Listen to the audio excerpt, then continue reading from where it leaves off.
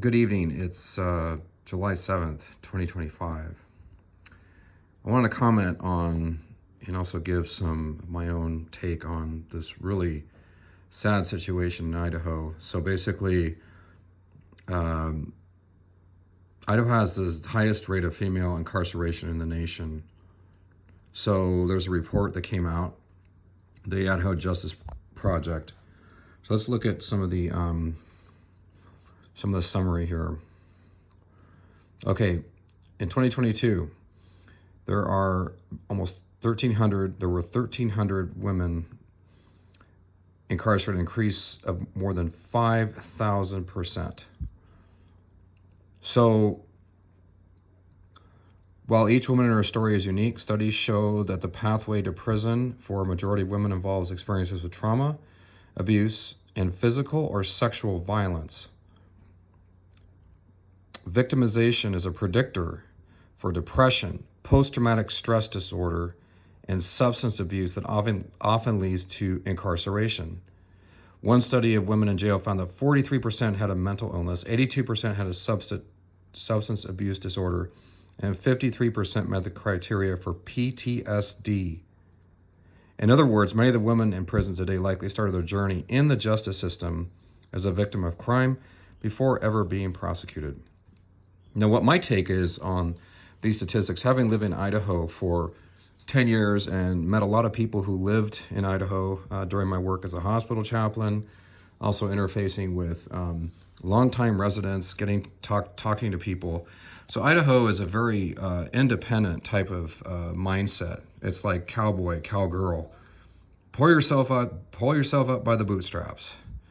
Well, some people don't have bootstraps, and a few people don't even have boots, for heaven's sakes. But you're just supposed to fend for yourself. Too bad, so sad in Idaho.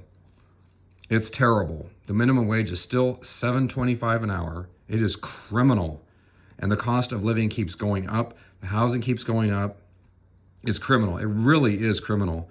The good old boy network, the good old boy legislatures, these cowboy dudes that get paid off by developers and businesses coming in, they could care less about the people. They could care less about the women that have to raise the kids.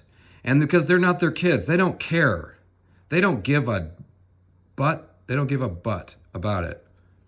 So, and in addition, now a fair amount of women are raised especially in southern Idaho and in eastern Idaho, in the LDS culture.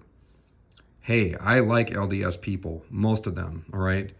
However, read the book Educated by Tara, I forgot her last name, and you'll see the insanity of some people in Idaho and how they treat women and how they don't want women to learn anything because they got to be in the home. So basically the LDS mentality is, not completely, but the traditional mentality is, you're a young woman at 18, you get married and start popping out as many kids as you can.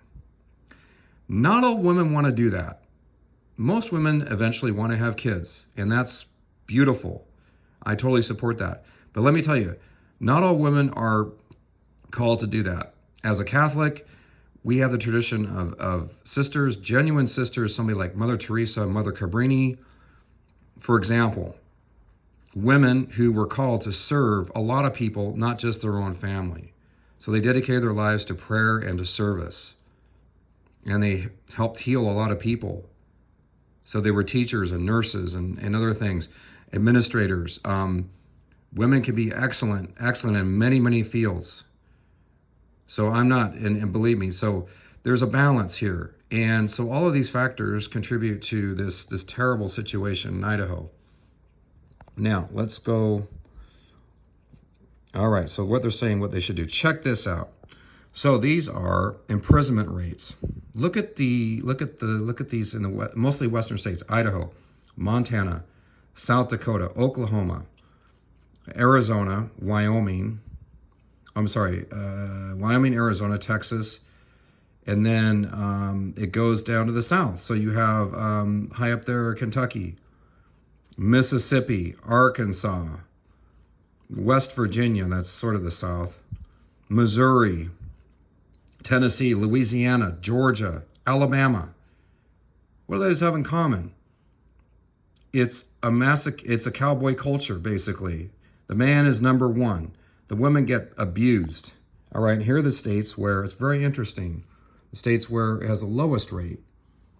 So, Massachusetts, Rhode Island, New Jersey, New York, Vermont, Delaware, Maryland, Connecticut, Maine, New Hampshire is up there. Even Alaska, that surprises me, Alaska. Hawaii, of course, that makes sense. So these are states traditionally, they're long, women have been respected in these states for hundreds of years. There's no cowboy culture there. It's not so independent. Women are respected and valued and nurtured. It's a cultural difference. It's literally the Western mentality versus the traditional colonial U.S. mentality. And for women, let me tell you, the East Coast and Northeast is a lot better place to be. Midwest and the East. South, not so good. Not so good. So that's my take on all of this. Here's some. Let's see. You can look at all these different things. So what the recommendations basically say is there's several recommendations. You can look at the study yourself.